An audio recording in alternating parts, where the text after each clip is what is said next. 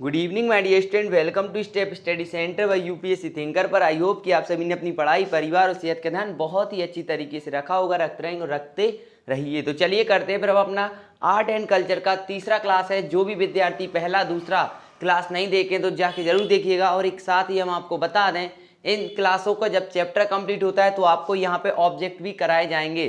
तो निवेदन है आप लोगों को, ऑब्जेक्ट हम लाइव कराएंगे तो घबराने की बिल्कुल ज़रूरत नहीं है। लेकिन याद रखिएगा, लाइव आप कैसे आ पाएंगे, आपको टाइम टू टाइम आप कमेंट कीजिएगा कि सर इतने बजे आप लाइव आइए, तो हम उतने बजे भी लाइव आ सकते हैं। तो चलिए करते हैं स्टार्ट। वीडियो को लाइक, चैनल को सब्सक्राइब, बेल आइकन प्रेस जरूर कीजिएगा। तो सबसे पहले बात करेंगे, हमने आपको पहले हड़प्पाई सभ्यता जो आपको पढ़ाई हुई थी उसको तो आप समझ ही गए होंगे। अब बात करेंगे हम मौर्यकालीन कला या फिर स्थापत्य कला के बारे में। तो 4वीं शताब्दी ईसा पूर्व श्रमण परंपरा के अंग बौद्ध धर्म और जैन धर्म के आगमन के साथ गंगा घाटी का धार्मिक और सामाजिक परिदृश्य में परिवर्तित होने लगा। किसके भाई? बौद्ध धर्म और जैन धर्म के आने से क्या क्या होने लगा? गंगा घाटी का धार्मिक और सामाजिक परिदृश्य परिवर्तित होने लगा। क्योंकि दोनों धर्म वैदिक युग की वर्ण प्रथा और जाति प्रथा का विरोध करते थे। यानी कि दोनों धर्म क्या थे? वर्ण और जाति प्रथा का विरोध करते थे। इसलिए इन्हें उन क्षत्रिय शासकों का संरक्षण प्राप्त हुआ जो ब्राह्मणवादी वर्चस्व से सजग हो चुके थे। जैसे ही मौर्यों ने अपनी सत्ता की स्थापना की तो हम राज्य के संरक्षण में और व्यक्तिगत पहल के अंतर्गत विकसित स्थापत्य कला और मूर्ति कला के बीच स्पष्ट सीमांकन देखते हैं। इस प्रकार मौर्य कला को इस प्रकार वर्गीकृत किया जा सकता है। तो हम उसका वर्गीकरण हम आपको बताने वाले हैं। मुख्य रूप से यहाँ पे 2 टॉपिक आप याद कर सकते हैं, माइंड में बना सकते हैं। बौद्ध धर्म और जैन धर्म का आगमन से गंगा घाटी का क्या हुआ? थोड़ा सामाजिक परिदृश्य में परिवर्तन होने लगा। साथ ही साथ ये दोनों धर्मी वर्ण प्रथा और जाति प्रथा का क्या करते थे? 2 मिनट। क्या है मित्रों, देखिए थोड़ा ये इलाका ऐसा है जहाँ हम खड़े हुए हैं, अभी पढ़ा रहे हैं हम आप लोगों को, तो ये थोड़ा गली है तो यहाँ से आवाज़ आ जाती है, तो उसके लिए सॉरी। चलिए, तो ध्यान रखिएगा, वर्ण प्रथा और जाति प्रथा का विरोध करते हैं, इस बात का भी आपको ध्यान रख लेना है। चलिए आगे बढ़ते हैं। तो मुख्य रूप से आपको याद रखना होगा मौर्य कला। सबसे पहला टॉपिक तो आपको यही पूछ लिया जाएगा, मौर्य कला। जो मौर्य कला को 2 भागों में बांटा गया है, एक तो दरबारी कला होती है, दूसरी होती है लोकप्रिय कला। दरबारी कला जो देखिए, महल, स्तंभ, स्तूप, आपने देखे होंगे। दरबार है, दरबार कहते हैं राजा का दरबार, महल हो गया, स्तंभ हो गया, स्तूप हो गया। क्यों? स्तंभ स्तूप में क्या होते हैं? वो समाधि टाइप में होती हैं अगर कहा जाए तो। इसके अलावा लोकप्रिय कला की अगर बात करें तो गुफाएं, मृदभांड, मूर्तियां आपको देखने को मिल जाएंगी। क्या क्या? गुफाएं, मृदभांड और मूर्तियां आपको देखने को मिलेंगी। किस क्षेत्र में मित्रों? लोकप्रिय कला वाले क्षेत्र में आपको देखने को मिलेंगी। तो प्लीज निवेदन करते हैं हम आपसे, लोकप्रिय कला में गुफाएं, मृदभांड और मूर्तियां हो जाएंगी, और दरबारी कला में महल, स्तंभ और स्तूप आपको देखने को मिलेंगे। तो चलिए करते हैं फिर हम अपना क्लास स्टार्ट, जिसमें हम सबसे पहले पढ़ेंगे दरबारी कला। देखे होंगे आप लोगों ने बहुत अच्छे अच्छे महल वगैरह, स्तंभ भी देखे होंगे, अशोक स्तंभ देखा होगा, और आपने सांची का स्तूप देखा होगा, बहुत सारे स्तूप आपने देखे ही होंगे। चलिए सबसे पहले बात करेंगे हम दरबारी कला की। तो नीचे आप महल देख ही पा रहे होंगे। तो मौर्य शासकों ने राजनीतिक के साथ साथ धार्मिक कारणों से बड़ी संख्या में स्थापत्य कार्यों का शुभारंभ किया था। इन स्थापत्य कार्यों को दरबारी कला के रूप में संदर्भित किया जाता है। यानी कि उन्होंने क्या किया कि राजनीति के अलावा हमें भाई धर्म में भी थोड़ा बहुत इंटरफेयर करना चाहिए, ये बात कही गई किसके द्वारा? जो मौर्यकालीन शासक थे उनके द्वारा। इसके अलावा बात करेंगे हम सबसे पहले महल की या किला की। आप लोगों ने देखे होंगे बहुत बड़े बड़े महल, और किले के भी देखे होंगे आप लोगों ने कि कितने बड़े बड़े किला आखिर कैसे बनाते होंगे उस जमाने में वो राजा महाराजा, या फिर उनके सैनिक, या फिर उनके कर्मचारी जो वहाँ पे मजदूर लगे होते हैं। तो सबसे पहले मौर्य साम्राज्य भारत में सत्ता में आने वाला पहला शक्तिशाली साम्राज्य था। ये भी आपको याद रख लेना, मौर्य साम्राज्य भारत में आने वाला पहला शक्तिशाली साम्राज्य था। और पाटलिपुत्र में राजधानी और कुमाहार में महलों के निर्माण मौर्य साम्राज्य के वैभव को प्रतिबिंबित करने हेतु किए गए हैं। यानी कि मुख्य रूप से आपको क्या याद करना है यहाँ पे आपको याद करना है कि भैया सबसे पहले तो आपको याद रखना है मौर्य साम्राज्य सत्ता में शक्तिशाली साम्राज्य किसका था? मौर्य साम्राज्य का। उनकी राजधानी पाटलिपुत्र, कुमाहार में उन्होंने बहुत अच्छे महलों का निर्माण कराया है। ये कुमाहार का महल ही है जो नीचे दिखाया जा रहा है। चंद्रगुप्त मौर्य का महल ईरान में परसेपोलिस के अकमेनियन महलों से प्रेरित था। यानी कि चंद्रगुप्त मौर्य का जो महल है वो ईरान में परसेपोलिस के अकमेनियन महलों से प्रेरित था। मुख्य निर्माण सामग्री लकड़ी थी। यानी कि जो चंद्रगुप्त मौर्य का महल है वो मुख्य रूप से लकड़ी से बना हुआ था। मेगस्थनीज ने इस महल का वर्णन मानव जाति की सबसे बड़ी रचनाओं में से एक के रूप में किया हुआ है। आपको मालूम होगा मेगस्थनीज की पुस्तक इंडिका के बारे में आपने सुना होगा, नहीं सुना है तो लिख लीजिएगा। इंडिका मेगस्थनीज की एक पुस्तक का नाम है, आपको देखने को मिल जाएगा। इसी प्रकार कुम्हार स्थित अशोक का महल भी एक विशाल संरचना है। इसमें एक ऊंचा केंद्रीय स्तंभ है और यह एक 3 मंजिला लकड़ी का ढांचा है। महल की दीवारों को नक्काशियों एवं मूर्तियों से सजाया गया है। अगर आपको मौका मिले तो जरूर जाइएगा कुम्हार का महल देखने के लिए। याद करने वाली बात, सबसे पहले इसकी जो मौर्य साम्राज्य की राजधानी पाटलिपुत्र, दूसरी बात कुम्हार महलों का निर्माण मौर्य साम्राज्य के वैभव को प्रतिष्ठित करता है। तीसरी बात, चंद्रगुप्त मौर्य के महल ईरान के जो पर्सेपोलिस के अकमेनियन महलों से प्रेरित है। मुख्य निर्माण सामग्री लकड़ी थी, ये भी आपको देखने को मिलेगा। और मेगस्थनीज ने इस महल के लिए क्या किया है भाई, उन्होंने अपनी जो जाति में सबसे बड़ी रचनाओं में से एक वर्णन किया हुआ है कि भाई सबसे बड़ी रचनाएं है जो मानव के द्वारा की गई है, याद रखिएगा। और चंद्रगुप्त मौर्य की राजधानी कमेंट कर दीजिएगा तो अच्छा रहेगा। मैन कमेंट किया कीजिए, वो लाइव कमेंट नहीं किया कीजिए। मैन कमेंट नीचे ऑप्शन आता है तो वहां पे कमेंट किया कीजिए। बात करेंगे हम स्तंभ की, तो देखिए ये हम अभी मौर्यकालीन की बात कर रहे हैं। अभी मौर्योत्तर अभी अलग आएगा। मौर्योत्तर माने मौर्य जब काल निकल गया उसके बाद मौर्योत्तर आता है। अभी ये सभी बातें हो रही मौर्योत्तर काल की, ठीक ना। बात करेंगे हम स्तंभों के बारे में। तो अभी हमने बताया आपको कि हम मौर्य साम्राज्य की बात कर रहे हैं जिसकी राजधानी पाटलिपुत्र थी। कुम्हार यहाँ पे आपको बिहार में देखने को मिलेगा। लेकिन एक बात याद रखिएगा, इसके बाद हम आपको मौर्योत्तर काल की रचनाओं के बारे में भी बताएंगे। तो अशोक के राज्यकाल के दौरान स्तंभों के शिलालेख राज के प्रतीक के रूप में या युद्ध में जीतने के उपलक्ष्य में ये बनाए जाते थे। यानी कि अगर आप युद्ध जीत गए तो भी आपको, या फिर राज्य के प्रतीक के रूप में भी इनको बनाया जाता था, अति महत्वपूर्ण हो गए। साथ ही साथ उसने राज के उपदेशों का प्रचार करने के लिए भी स्तंभों का उपयोग किया। और औसतन 40 फीट ऊंचे ये स्तंभ सामान्यतः चुनार के बलुआ पत्थर प्रस्तर से बनाए गए थे और इसके 4 भाग थे। लंबा मूठ आधार का निर्माण करता था जो कि प्रस्तर के एक ही खंड अथवा एकास्म प्रस्तर से बना होता था। इसके ऊपर एक कमल या फिर घंटे के आकार का शीर्ष या ललाट लगा होता था। घंटे के आकार के शीर्ष या ललाट ईरानी स्तंभों से प्रभावित थे। ये पूछा जा सकता है कहाँ से प्रभावित थे, तो ईरान से ये इनको थोड़ा दिमाग लिया गया था क्योंकि ये स्तंभ अत्यधिक पॉलिशदार या चमकदार थे। ललाट के ऊपर शीर्ष फलक के रूप में ज्ञात वृत्ताकार या आयताकार आधार होता था जिस पर पशु की मूर्ति होती थी। उदाहरणार्थ अगर हम बात करें, पूछा जाएगा कौन सा कहाँ है, तो चंपारण में लौरिया नंदनगढ़ स्तंभ और वाराणसी में सारनाथ स्तंभ आपको देखने को मिलेगा। यहाँ पे अगर अच्छे से गौर करें तो देखो ये तो आपको देखने को मिल रहा होगा, ये चनुआ पत्थर से बनाए जाते थे। इसके 4 भाग होते थे, एक तो ये नीचे वाला भाग, दूसरा, तीसरा और चौथा आप देख पा रहे होंगे ऊपर की ओर। तो सबसे पहले आपको याद रखना है, लंबा मठ जो आधार का निर्माण करता था जो कि प्रस्तर के एक खंड का एकास्म प्रस्तर से बना होता था, यानी एक ही प्रकार के पत्थर या एक ही प्रकार के कुछ उससे बना होता था। उसके ऊपर कमाल या घंटे की जो आकार के शीर्ष ललाट लगी होती थी। ये दिख रहा होगा ना आपको, देखो यहाँ पे अगर हम इस पेन ले लें दूसरा वाला जिससे आप समझ पाएंगे। देखिए अगर आप यहाँ पे गौर करें तो देखिए ये कमाट या घंटे की आकृति का एक कोई आकृति लगी हुई है इसके ऊपर। और सबसे ऊपर आपको कमाल या घंटे की शीर्ष ललाट, घंटे के आकार के शीर्ष ललाट ईरानी स्तंभों से प्रभावित थे। यानी जो ये वाला इलाका है, देखिएगा ये दिख रहा है जो मैंने रेड कलर ऊपर किया हुआ है, ये ईरान के जो कुछ स्तंभ होंगे या ईरान के कोई जगह होगी वहाँ से इसको प्रभावित किया गया, वहीं के ज्ञान को इन्होंने उपयोग किया। और सबसे ऊपर अगर हम बात करें तो एक सबसे ऊपर एक जानवर वगैरह या फिर कोई भी ऐसा पशु वगैरह को रख दिया जाता था। और उसके नीचे एक वृत्ताकार या आयताकार प्रकार का भी एक आकृति होती थी। आप यहाँ पे देख पा रहे होंगे जो ये आकृति है, ये जो आपको यहाँ पे देख पा रहे होंगे आयताकार या वृत्ताकार, ये जो ऊपर वाला है ये पशु की मूर्ति है, ये देखिएगा। और ये लंबा लंबा आप देख पा रहे होंगे लंबा मूठ आकार का निर्माण, ये देखिएगा। तो इस बात का आपको विशेष तौर पे ध्यान रख लेना है। 4 प्रकार के होते हैं। चंपारण में लौरिया नंदनगढ़ स्तंभ कहाँ पर है मित्रों? चंपारण। कहाँ है चंपारण? कौन से राज्य में? जहाँ भी हो कमेंट करके बताएं। इसके बाद वाराणसी में सारनाथ स्तंभ, वाराणसी कौन से राज्य में है कमेंट करके जरूर बताइएगा। बात करेंगे हम राष्ट्रीय प्रतीक के बारे में। तो भारत का राष्ट्रीय चिन्ह आपको मालूम होगा अशोक के सारनाथ में स्थित चिन्ह से लिया गया है और सिंह से लिया गया है। इस मूल स्तंभ के शीर्ष में 4 सिंह एक दूसरे की पीठ किए हुए हैं। बाजू में आप चित्र भी देख पा रहे होंगे जिसमें केवल 3 सिंह ही दिखाई देते हैं। सारनाथ का जो शीर्ष फलक पशु वाला भाग भारत का राष्ट्रीय प्रतीक है और सारनाथ स्तंभ के शीर्ष फलक में 4 पशु दिखाए गए हैं। इन 4 पशुओं के नाम आपको पूछे जा सकते हैं, याद रखिएगा। एक तो आपको घोड़ा, एक दूसरा, 2 मिनट इसको ऐसा करते हैं, एक काम करते, देखो याद रखिएगा, एक घोड़ा हो गया, दूसरा बैल हो गया, तीसरा हाथी, चौथा शेर। ये 4 जानवर जो हमारे जो राष्ट्रीय प्रतीक चिन्ह में लिए गए हैं, इससे पहले उपदेश या धम्म चक्र प्रवर्तन की स्मृति में बनवाया गया था। क्या? इसे पहले उपदेश या धम्म चक्र प्रवर्तन की स्मृति में बनाया गया था। किस क्षेत्र में बनाया गया था पूछा जाए तो धम्म चक्र प्रवर्तन की स्थिति में या फिर उपदेश देने के लिए इसको बनाया गया था। कहाँ पर है ये?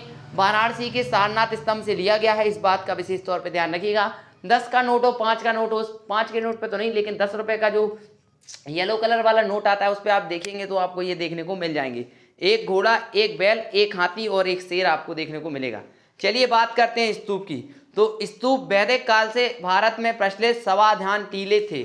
यानी शवाधान मतलब जिनके अंदर शवों को गाड़ा जाता था या फिर रखा जाता था या फिर उनकी कोई अंश वगैरह को। यह अंत्येष्टि मेघपुंज का पारंपरिक निदर्शन है और इसमें मृतकों के अवशेष और राख को रखा जाता था। देखो मैंने कहा ना, बिल्कुल मृतकों की जो डेड बॉडी जलाने के बाद जो बचता है, अपशिष्ट कहिएगा, जो भी कहिए, अस्थियां, उसको इसके अंदर रखा जाता था। उसके राज्यकाल के दौरान लगभग 84,000 स्तूप बनवाए गए।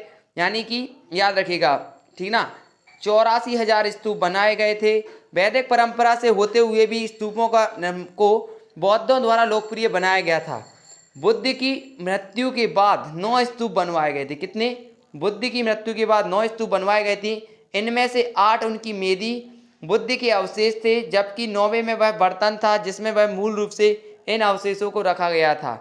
यानी कि 8 में उनकी जितने भी अवशेष, शरीर की जितनी भी चीज़ें होंगी, राख वगैरह, अस्थियां वगैरह, सबको रखा गया। लेकिन 9वें वाले में क्या किया गया? बर्तन, जो जिस बर्तन में वो रखे गए थे उनके अवशेष, उसके लिए बनवाया गया है। स्तूप के विभिन्न भागों को निर्देशित करने वाला मूलभूत आरेख चित्र नीचे दिया गया है। तो चलिए देखते हैं इस चित्र को।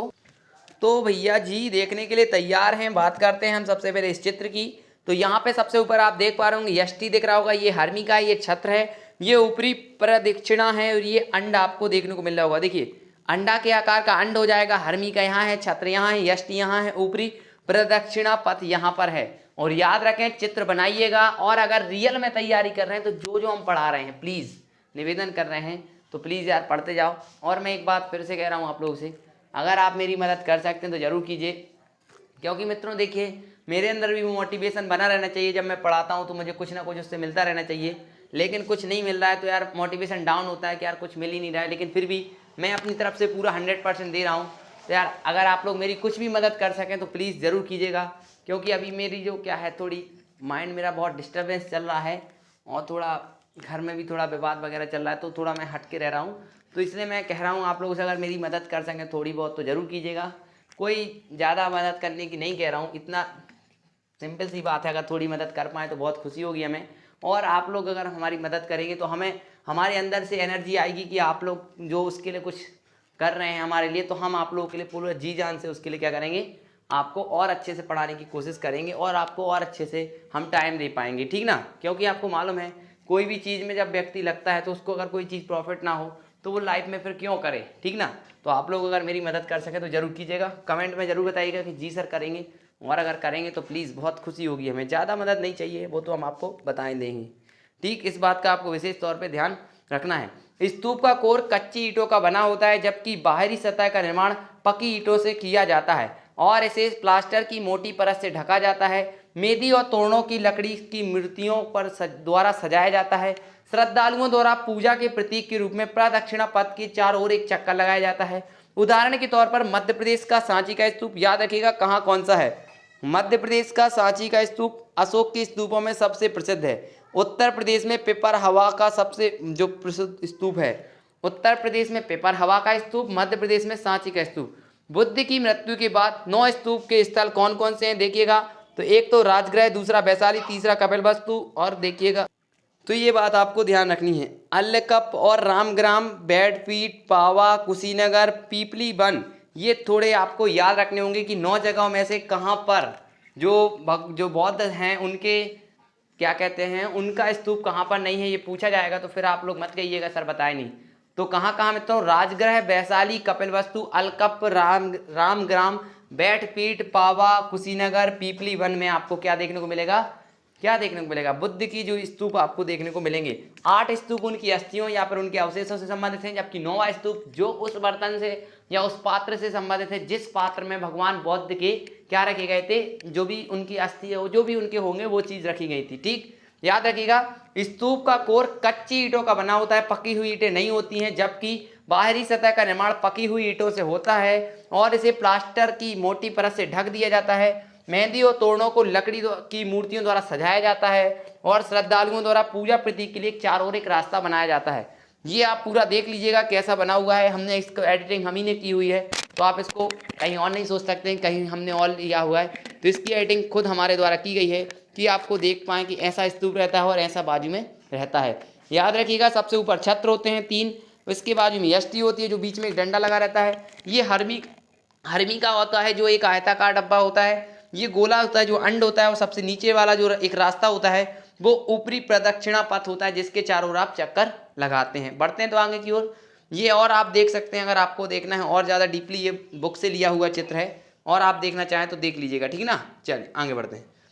अब लोकप्रिय कला राजकीय संरक्षण के अतिरिक्त गुहा स्थापत्य कला, मूर्ति कला और मृदभांडों ने व्यक्तिगत प्रयास से भी कला की अभिव्यक्ति मिली हुई है। इन्हें एक साथ कला और स्थापत्य कला के लोकप्रिय रूपों के रूप में वर्गीकृत किया जाता है।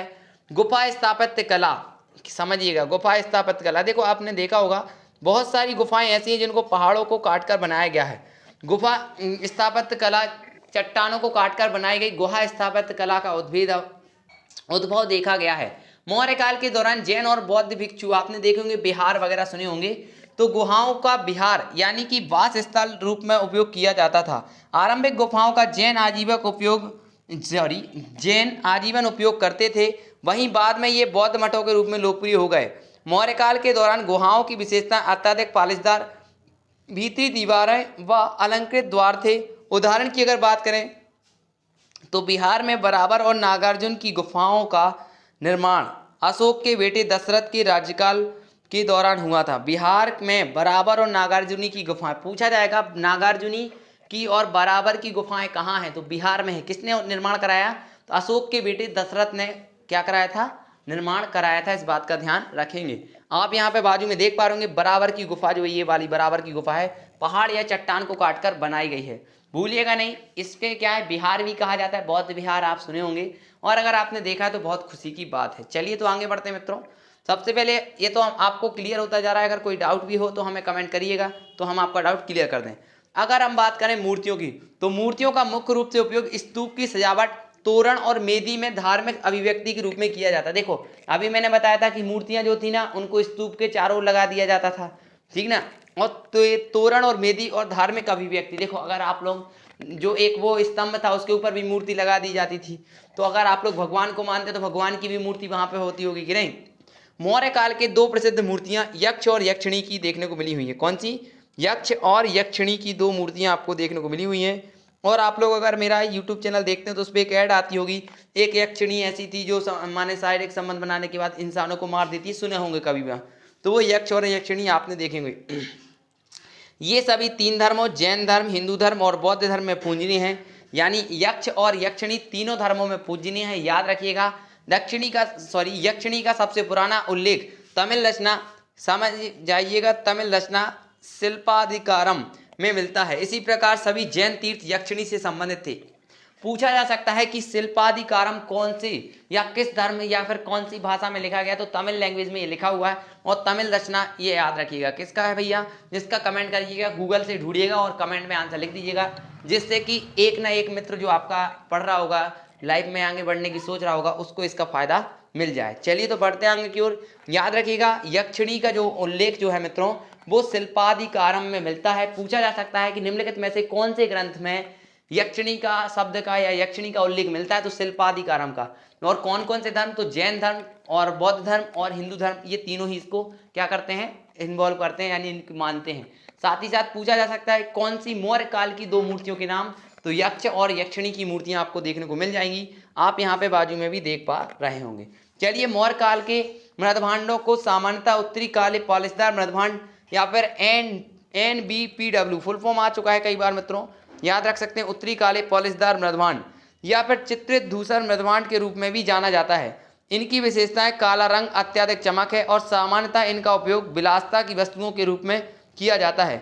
इन्हें प्रायः उच्चतम स्तर के मृदभांड के रूप में संदर्भित किया जाता है। देखो विलासता मतलब जानते हैं, यानी कि ऐश करने की चीजें। देखो मित्रों अभी आप लोग ऐश नहीं करते हैं, मैं भी ऐश नहीं करता हूँ। ऐश करने वाले कौन हैं, जैसे अमित भड़ाना लोग हो गए, या फिर बहुत बड़े बड़े जो यूट्यूबर हैं, या फिर बहुत बड़े बड़े लोग हैं। खैर देखो इतने बड़े लोग नहीं करते हैं ज़्यादा ऐश, नंगे लोग जो होते हैं, नंगा टाइप में कहिएगा, वही अपना पैसा दिखाते हैं और वही अपना सब कुछ बताते हैं, मेरे पास ये है, मेरे पास ये है। वो कुछ नहीं भाई, ठीक ना। तो ये एक विलासिता की चीज़ है। अगर आप लोग पानी अगर एक सामान्य से गिलास में पी रहे हैं तो वही पानी पियेंगे, और अगर आप सोने के गिलास में पियेंगे तो वही पानी पियेंगे। ऐसा नहीं होगा कि वो सोने का पानी पी लोगे। सोने का पानी पी के देख लेना, एक बार पता पड़ जाएगा, ऊपर से नीचे लोग पूरे उखड़ जाओगे, ठीक ना। चलो मित्रों याद रखिएगा, NBPW उत्तरी काले पॉलिशदार मृदमांड या फिर चित्रित धूसर मृदमांड जो मौर्य काल के हैं, इन्हें प्राय उच्चतम स्तर के मृदमांड के रूप में संदर्भित किया गया है। पॉलिशदार मृदमांड का नमूना आपके बाजू में दिखाई दे रहा होगा। तो मित्रों ये थोड़े हम आपको स्तंभों के बीच अंतर दिखा दें। अकेमेनियन स्तंभ यानी कि अशोक स्तंभ एकाश में थे, इन्हें प्रस्तर के एक ही खंड में बनाया गया था, मुख्यतः चुनार के बलुआ पत्थर से, यानी एक डंडी के द्वारा आप देखे होंगे। उसके बाद अकेमेनियन स्तंभ की बात करें, अशोक के स्तंभ दिखा लिया आपको, अब बात करें अकेमेनियन की। तो अकेमेनियन स्तंभ बलुआ प्रस्तर के विभिन्न टुकड़ों के साथ मिलाकर बनाई जाती, यानी कि अगल बगल से 2-4 और लगाते होंगे लकड़ी वगैरह, या फिर जो इसी प्रकार की एक ही वस्तु या एक ही धातु की या फिर एक ही जो मटेरियल होता होगा उसी से बनाए जाते होंगे। स्थान की बात करें तो अशोक का जो स्तंभों को राजकीय ढंग से स्वतंत्र रूप से स्थापित किया गया, जबकि अकेमेनियन स्तंभ सामान्यतः राजभवनों से संलग्नित थे, ठीक ना। तो इनका अंतर देखिएगा, अशोक के स्तंभ एक ही प्रकार के डंडे से बने थे, जबकि वो कई प्रकार के डंडे से बने थे, और अशोक के स्तंभ स्वतंत्र रूप से स्थापित किए गए थे, जबकि उनको राजभवनों से संलग्नित किया गया था। यानी अशोक ने ये नहीं कहा था भाई नहीं ऐसा नहीं ऐसा, ठीक ना, ध्यान रखिएगा। बढ़ते हैं आगे की ओर।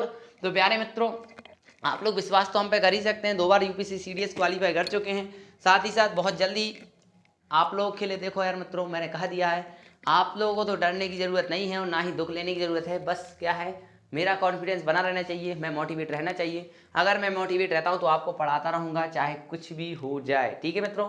जल्दी से वीडियो को लाइक कर दीजिए, चैनल को सब्सक्राइब कर दीजिए, और अगर आप हमारी मदद कर सकते हो तो मदद करने में बिल्कुल पीछे मत हटिए। कोई इतना बड़ा नहीं आपसे कोई कह रहे हैं कि भाई अरबों करोड़ों की मदद कर दो, भाई सिंपल सी बातें हैं, हो जाती है थोड़ी बहुत मदद। इतने तो आप लोग ऐसे ही पैसे उड़ा देते हैं, और आप लोग अगर मदद करेंगे तो हमें और मोटिवेशन मिलेगा और हम आपकी पूरी क्लास स्टार्ट कर सकते हैं टाइम टू टाइम। और आपको दिसंबर 2000 जो अगली साल 2022 में आपका जो जून के समय तक 5 जून को मेरे ख्याल से पेपर है, तो उस तारीख तक हम आपका सिलेबस कंप्लीट करा दें, और जब तक आप पढ़ेंगे। और ये देखिए जैसे ही हमारे इससे आने लगेंगे कोई भी चीज़, इससे हमें अर्निंग होने लगी, तो फिर हम आपसे खुद कह देंगे भाई अब नहीं हमें कोई चीज़ की मदद चाहिए। क्या होता है मित्रों, थोड़ा मैं भी बहुत स्ट्रेस में चल रहा हूँ, और देखिए घर वाले थोड़ा आप समझते होंगे, सभी के साथ ये प्रॉब्लम होती है, लेकिन अभी आप लोगों के साथ नहीं हो रही है, लेकिन मेरे साथ हो रही है, फिर भी मैं आप लोगों को पढ़ा रहा हूँ। तो अगर आप चाहें तो मेरी मदद जरूर कीजिएगा, ठीक है मित्रों। तो मिलते हैं नेक्स्ट क्लास में, तब तक ले जय हिंद। पूरा प्लेलिस्ट आपको डिस्क्रिप्शन बॉक्स में लिंक दिया हुआ है, तो जाके डाउनलोड कीजिए या फिर पढ़िए, क्योंकि क्लास को क्रमबद्ध ही पढ़ें और नोट्स जरूर बनाएं। धन्यवाद, थैंक यू।